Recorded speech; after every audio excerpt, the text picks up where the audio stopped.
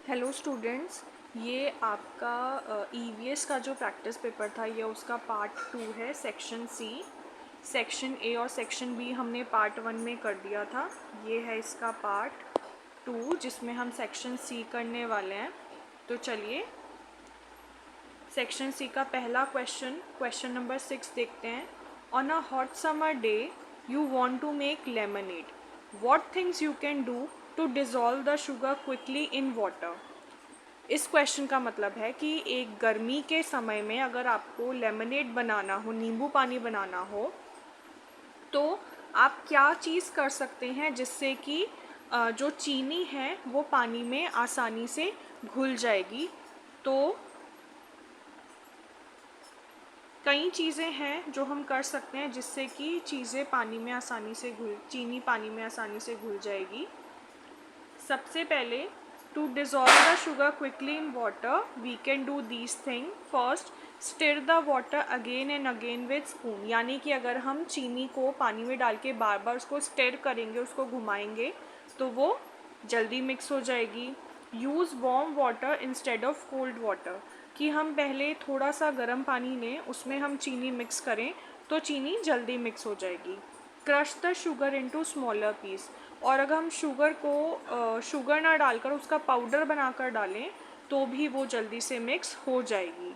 With these things help the sugar mix faster in the water, यानी इसकी मदद से शुगर आसानी से मिक्स हो जाएगी। Now next question, why everything floats in the Dead Sea. तो अब यहाँ पे एक चीज़ और है बेटा, यहाँ पर हमें दिया हुआ है और, तो मैंने आपको पहले भी कई बार बता रखा है कि जब भी क्वेश्चन में आपको और दिया हो तो इसका मतलब है कि आपको ऊपर वाले या नीचे वाले क्वेश्चन में से कोई भी एक क्वेश्चन करना है, दोनों क्वेश्चन आपको नहीं करने हैं। तो यहाँ पे भी हमें चॉइस दी हुई है, तो आप या तो इसका ऊपर वाला कर सकते हैं 6 का, या नीचे वाला कर सकते हैं। नाउ बैक टू द नीचे वाला क्वेश्चन, डेड सी, कि डेड सी क्या होता है। तो देखिए बेटा, जो ओशन होता है, जो सी होता है, उसके अंदर ना नमक होता है, उसका पानी खारा होता है। ये तो हम सबको ही पता है कि समुद्र का पानी बहुत खारा होता है, उसी से ही नमक भी बनाया जाता है, उसमें नमक की मात्रा बहुत ज़्यादा होती है।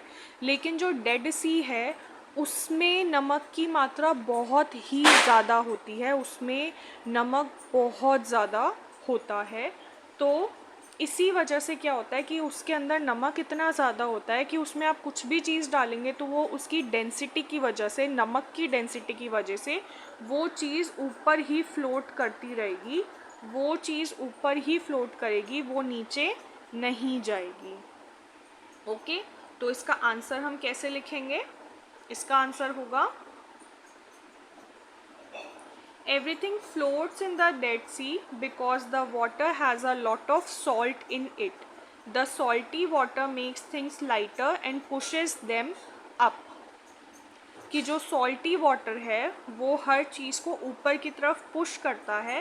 That is why people and things can float easily in the Dead Sea. इसी वजह से कोई भी चीज़ हम डेड सी में डालेंगे तो वो फ्लोट करेगी। अगले क्वेश्चन की तरफ चलते हैं। अब यहाँ पे देखिए, यहाँ पर हमको एक पिक्चर दी हुई है और उसके बाद 7th क्वेश्चन है। नेहा टुक 3 bowls and mark them A, B and C। Neha ने 3 बाउल लिए या 3 कटोरियाँ ली और उनको A, B, C उस पे नाम रख दिया, आप देख सकते हैं। She didn't put any water in bowl A। अब उसने A वाले बाउल में कोई पानी नहीं डाला। In bowl B she put some cotton in the bottom and a little amount of water to make the cotton damp. B वाले में उसने क्या करा, यहाँ पर उसने नीचे कॉटन डाली है और उसको थोड़ा सा गीला कर दिया है पानी से, और फिर उसमें सीड्स डाले हैं। और सी वाले में उसने क्या करा है, she put soaked chanas in each bowl. उसने हर बाउल में सोक्ड चने, यानी कि जो पहले से भिगोए हुए चने हैं वो उसके अंदर डाले हैं। और बाउल सी में she put enough water so that the chanas are completely drown in the water. Drown मतलब बिल्कुल पानी में डूब गए हैं, उसने इतना उसमें पानी डाला है कि ये देखिए जो चना है ये पानी के अंदर बिल्कुल डूब गया है। तो यानी कि ए में उसने कोई पानी नहीं डाला है, सिर्फ चने हैं भीगे हुए। बी में उसने भीगे हुए चने डाले हैं और गीली कॉटन है।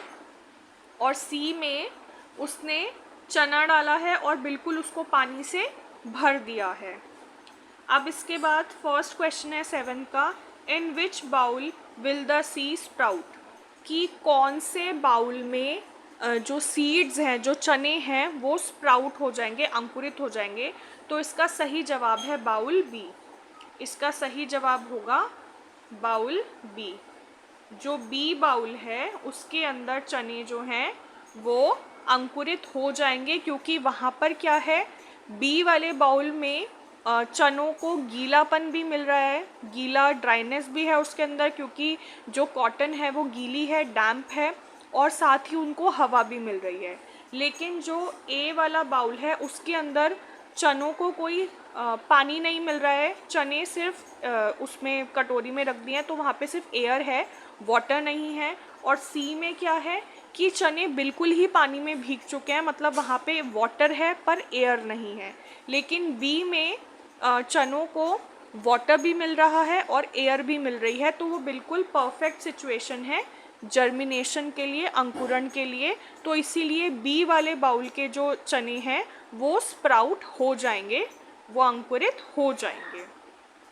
Now second question, what is the reason of seed not sprouting in other bowls. तो जैसा कि मैंने पहले ही बताया कि ए वाले बाउल में हवा है पर पानी नहीं है, और सी वाले बाउल में पानी ही पानी है, हवा बिल्कुल ही नहीं है।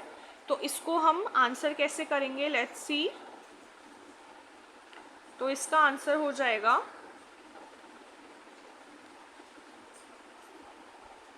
In bowl A the seeds did not sprout because there were no water. वहाँ पर पानी नहीं है, और water is essential for germination, और पानी जर्मिनेशन के लिए बहुत ज़रूरी है। In bowl C the seeds did not sprout because they were completely submerged in water. लेकिन बाउल सी में क्या है कि पानी में तो वो बिल्कुल डूबे हुए हैं, but they did not get enough air या ऑक्सीजन, कि उनको पानी तो मिल रहा है सी वाले बाउल में, लेकिन अब उनको एयर नहीं मिल रही है, तो इसीलिए वो जर्मिनेट नहीं होंगे। नेक्स्ट क्वेश्चन है, यहाँ पे भी अब देखिए बेटा और लिखा हुआ है, यानी कि आपको 7th का या तो ऊपर वाले 2 क्वेश्चन करने हैं या फिर नीचे वाले ये 3 क्वेश्चन करने हैं। तो यहाँ पे आप देख सकते हैं फर्स्ट क्वेश्चन है, write name of one thing that you can eat after sprouting. आपको ऐसी एक खाने की चीज़ का नाम लिखना है जो आप स्प्राउट करके खाते हैं, जिसको आप अंकुरित करके खा सकते हैं। तो जनरली हम मूंग की दाल को अंकुरित करते हैं, या फिर जो चना होता है जिसको चिकपीस कहते हैं उसको हम स्प्राउट करके खाते हैं। तो आप इनका नाम यहाँ पर लिखेंगे। नाउ नेक्स्ट है, हाउ आर दे स्प्राउटेड, कि इनको स्प्राउट कैसे किया जाता है। तो पहले इनको भिगोया जाता है पानी में ओवरनाइट, उसके बाद इनको गीले कपड़े में रखा जाता है, और 1-2 दिन में इनमें छोटे छोटे वाइट कलर के इन एक पार्ट सा निकलने लग जाता है, और उससे हमें पता चल जाता है कि अब ये स्प्राउट बन चुके हैं। उसके बाद हम इनको कंज्यूम कर सकते हैं। तो इसको हम कैसे लिखेंगे आंसर को, let's C.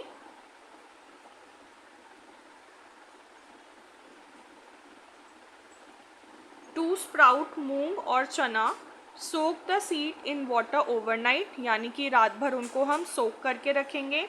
Drain the water and keep them in wet cloth for 1 to 2 days, और फिर उनको पानी निकाल के उनको गीले कपड़े में रखेंगे। Small white shoots appear, these are sprout. जब उसमें वाइट कलर के शूट्स निकल जाएंगे या वाइट कलर के आप उनका एक अलग पार्ट निकलते हुए देखेंगे, तो आप समझ जाएंगे कि अब वो स्प्राउट हो चुके हैं। Now next question, how much time does it take.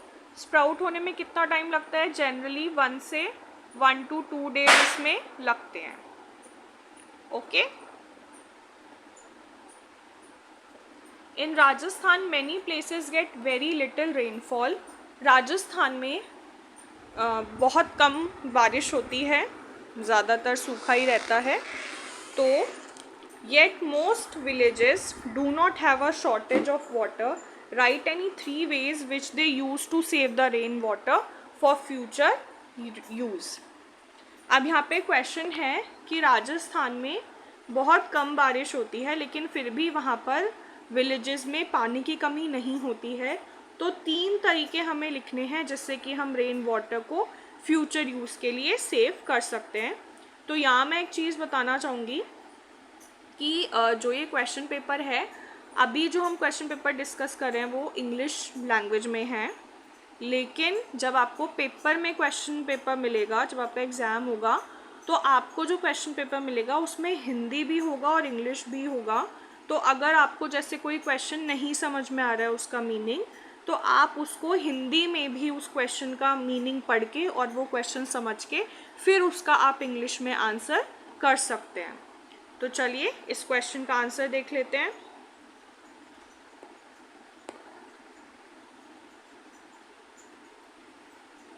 People collect rain water in tanks called tankas और कुंड, यानी कि जो लोग हैं वो कुंड में रेन वाटर को कलेक्ट करते हैं। They build small ponds to store rain water, वो पॉन्ड बनाते हैं रेन वाटर को स्टोर करने के लिए, या फिर दे डिग स्टेप वेल्स और baolis to save and use rain water. और इसके अलावा वो क्या करते हैं, स्टेप वेल यानी कि बाउली का निर्माण करते हैं और उसमें रेन वाटर को यूज़ करते हैं। Now next question. अब यहाँ पे भी देखिए बेटा और लिखा हुआ है, तो यानी कि या तो आपको ये क्वेश्चन करना है और आपको ये 3 क्वेश्चन करने हैं। तो पेपर में भी जब ऐसे आएगा तो आप ध्यान रखिएगा कि आपको दोनों में से एक ही क्वेश्चन के सारे पार्ट करने होंगे, मतलब आपको पूरा नहीं करना है, और के ऊपर वाला या फिर और के नीचे वाला वो क्वेश्चन करना है। और ये आप इसको पहचानेंगे कैसे, आप यहाँ देख सकते हैं कि यहाँ पे क्वेश्चन नंबर 8 लिखा है, यहाँ तक ये क्वेश्चन नंबर 8 है, फिर और लिखा है, उसके बाद सीधा 1, 2 और 3 पार्ट दिए हुए हैं। तो यानी कि ये पूरा इसी का ही पार्ट है, आपको इन दो इसमें से और इन 3 में से क्वेश्चन करना है, या तो इसको करना है या ये 3 क्वेश्चन करने हैं। और फिर यहाँ आप देखेंगे नीचे यहाँ पे क्वेश्चन नंबर 9 लिखा है, यानी कि इसके ऊपर वाला क्वेश्चन नंबर 8 था, यानी यहाँ से क्वेश्चन नंबर 9 शुरू हो रहा है। तो 8 में आपको या तो यही वाला क्वेश्चन पूरा कंप्लीट करना है या फिर आपको ये वाले क्वेश्चन कंप्लीट करने हैं। तो ये आपको एग्ज़ाम में भी अपना ध्यान रखना पड़ेगा कि कौन सा क्वेश्चन का पार्ट है, और सारे नहीं करने हैं, जिसमें चॉइस है उसके अंदर आपको ध्यान रखना है कि या तो और के ऊपर वाला या फिर और के नीचे वाले क्वेश्चंस के पार्ट करने हैं। Okay, let's get back to the question paper. How do you get water at your home? हमारे घर पे पानी हमें कहाँ से मिलता है? तो हम में से ज़्यादातर के घर में पानी कहाँ से आता है? नल में से आता है, टैप वाटर में से आता है। हो सकता है किसी के घर में टैंकर से या हैंडपम्प से भी पानी आता हो, तो आपके घर में जहाँ से भी पानी आता है आप वो लिख सकते हैं। मैं यहाँ पर टैप लिख रही हूँ क्योंकि जनरली सबके घरों में नल से ही पानी आता है। List some other sources from where people get water for their domestic use, कि वैसे तो हमको टैप से ही पानी मिल जाता है, बट इसके अलावा और कौन कौन से सोर्सेज हैं जहाँ से डोमेस्टिक यूज़ यानी कि घर के यूज़ के लिए हम पानी लेते हैं, जो पानी का सोर्स है। तो टैप वाटर के अलावा हैंडपम्प से हम पानी ले सकते हैं, कभी कभी पानी नहीं आता है तो टैंकर से भी हम पानी लेते हैं। इसके अलावा जो लोग गांव में रहते हैं या कहीं ऐसी जगह रहते हैं वो रिवर से भी पानी लेते हैं, रिवर भी इसका आंसर हो सकता है, या फिर कुआं जो वेल होते हैं उनमें से भी डोमेस्टिक यूज़ के लिए पानी लिया जाता है। तो इसके ये आंसर हो जाएंगे। ओके, नेक्स्ट क्वेश्चन है right 2 ways of saving water at home, कि घर पे हम पानी को कैसे सेव कर सकते हैं। तो उस पानी को बचाना बहुत ज़रूरी है, क्योंकि पानी वैसे ही बहुत कम है, तो हमें पानी को ऐसे ही वेस्ट नहीं करना चाहिए। इसके लिए हम कई चीज़ें कर सकते हैं, जैसे कि ब्रश करते हुए नल को बंद कर दिया जाए, या फिर नहाते समय शावर की जगह बकेट का इस्तेमाल किया जाए, बाल्टी और मग का इस्तेमाल किया जाए, या फिर अपनी गाड़ी या अपनी बाइक या अपना स्कूटर धोते हुए पाइप की जगह बाल्टी का प्रयोग किया जाए। तो इसको हम कैसे लिखेंगे, चलिए देख लेते हैं।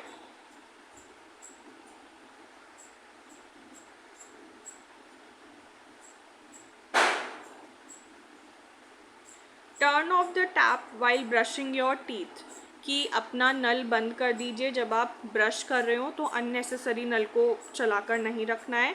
Use a bucket instead of a shower while bathing, नहाते समय शावर का प्रयोग करने की बजाय बाल्टी और मग का प्रयोग किया जाए। नेक्स्ट क्वेश्चन है, suppose your class is going for a picnic, you are a leader of a group of 5 students.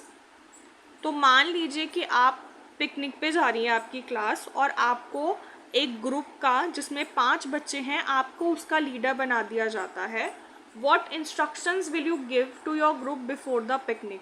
तो आप अपने ग्रुप को पिकनिक पर जाने से पहले आप उनको क्या इंस्ट्रक्शंस देंगे, उनको क्या निर्देश देंगे, ये आपको बताना है।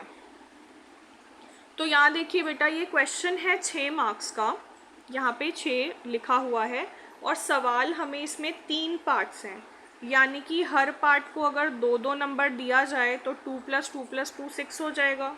यानी कि आपको हर पार्ट में 2 मार्क्स जितना आंसर तो आपको लिखना ही होगा, 2 पॉइंट्स आपको लिखने होंगे, ताकि आपको एटलीस्ट 2 नंबर उसमें मिलें। तो फर्स्ट क्वेश्चन का आंसर क्या होगा, 9th के फर्स्ट का आंसर क्या हो सकता है, चलिए यहाँ पे देखते हैं। Pack your food, water bottle and mat. आप अपनी टीम को ये इंस्ट्रक्शन दे सकते हैं कि अपना खाना अच्छे से पैक करके लाएं, पानी लेकर आएं, और मैट लेकर आएं कि पिकनिक पे जा रहे हैं, कहीं बैठना हो तो आप वो मैट बिछाकर उस पर बैठ सकते हैं।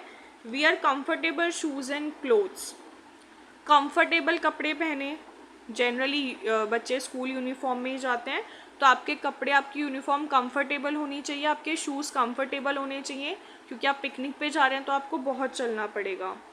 Be on time and stay together, हमेशा वहाँ पे जितना समय दिया जा रहा है कि इतने समय में अपना घूम फिर के वापस आ जाइए, तो वो टाइम को आपको ध्यान रखना है। एंड स्टे टुगेदर, अकेले कहीं नहीं जाना है, टीम के साथ रहना है। तो ये कुछ इंस्ट्रक्शंस हैं जो आप अपने टीम को दे सकते हैं। सेकंड है, what things you have to keep in mind during picnic. अब पिकनिक के टाइम पे जब आप वहाँ उनके लीडर हैं, तो वो आपके माइंड में क्या चीज़ें रहनी चाहिए, ये हम देखते हैं।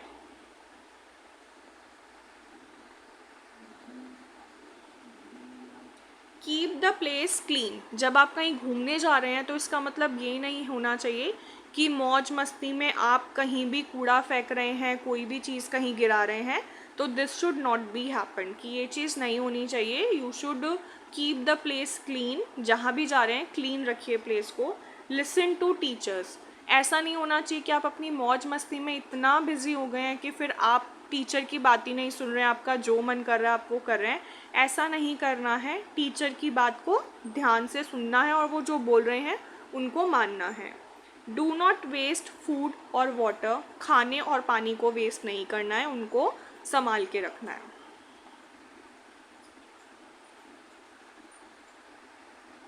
अब इसका थर्ड पार्ट है, What instructions will you give to your group to save them from injury or getting lost? अब इसमें थर्ड पार्ट में यही है कि आप अपनी टीम को क्या इंस्ट्रक्शंस देंगे कि किसी को इंजरी ना हो या कोई खो ना जाए। डू नॉट रन और पुश एनीवन, कि कहीं पे भी रन नहीं करना है, कहीं पे भी भागना नहीं है, किसी को धक्का नहीं देना है। Stay close to the group and teacher, अपने ग्रुप के साथ रहिए, टीचर के साथ रहिए। Inform the teacher if you need to go anywhere, अगर आपको कहीं जाना भी पड़ रहा है, कुछ ऐसी सिचुएशन भी आती है, तो you have to inform your teacher first. पहले अपने टीचर को इन्फॉर्म करिए, देन आप कहीं जा सकते हैं, या कुछ भी प्रॉब्लम है तो पहले अपने टीचर को ही बताइए, खुद से कुछ नहीं करना है। ओके, तो ये था 9th क्वेश्चन। अब इसके बाद इसका चॉइस है, चॉइस का पार्ट है, और क्वेश्चन लिखा हुआ है, और लिखा हुआ है, यानी कि इधर ऊपर के 3 और नीचे के ये 2 क्वेश्चंस आपको करने हैं answer. On your way you need to cross a deep and wide river. आप कहीं जा रहे हैं और आपको एक बहुत गहरी और चौड़ी रिवर को क्रॉस करना है। Suggest some ways to cross the river. अब रिवर को हम कैसे क्रॉस कर सकते हैं, तो there are some ways to cross the river. We can cross the river by boat, या तो हम बोट की हेल्प से रिवर को क्रॉस कर सकते हैं। We can use a bridge, हम ब्रिज यूज़ कर सकते हैं। We can swim if the water is not very deep, हम उसको स्विम भी कर सकते हैं अगर पानी बहुत डीप नहीं है, लेकिन यहाँ पर पानी डीप है तो हम स्विम वाला ऑप्शन नहीं लिखेंगे। अब इसके बाद है What kind of tools and things are needed to cross the river, कि रिवर को क्रॉस करने के लिए क्या चीज़ें चाहिए। We need a boat और राफ्ट, हमें बोट की या राफ्ट की ज़रूरत पड़ेगी। We need oars to row the boat, या फिर बोट चलाने के लिए हमें ओर की ज़रूरत है। ओर वो होता है इस तरीके का एक ऑब्जेक्ट होता है जिसकी मदद से पानी से बोट को पानी में इसको चलाकर और आगे की तरफ बढ़ा जाता है। We need a life jacket for safety, और लाइफ जैकेट हमें चाहिए ताकि हमारी सेफ्टी रहे। तो ये हमारा सेक्शन सी था ईवीएस के प्रैक्टिस पेपर का। तो इसी तरीके से आपका क्वेश्चन पेपर इस प्रकार से आएगा, इस प्रकार से आपसे सवाल पूछे जाएंगे, चॉइस पूछी जाएंगी, ट्रू फॉल्स फिलअप सब कुछ आपसे पूछा जाएगा। तो सभी बच्चे ईवीएस की बुक के जो भी चैप्टर एग्ज़ाम में आ रहे हैं उन चैप्टर्स को एक बार थॉरोली रीड करेंगे, स्टोरी को समझेंगे, ताकि आपको आंसर देने में आसानी हो, क्योंकि ईवीएस में किसी भी लाइन में से क्वेश्चन बनकर आ सकता है। तो सभी बच्चे चैप्टर्स को भी थॉरोली रीड करेंगे और जो भी उसके अंदर क्वेश्चन आंसर्स हैं उनको भी अच्छे से रिवाइज करके फिर पेपर देंगे।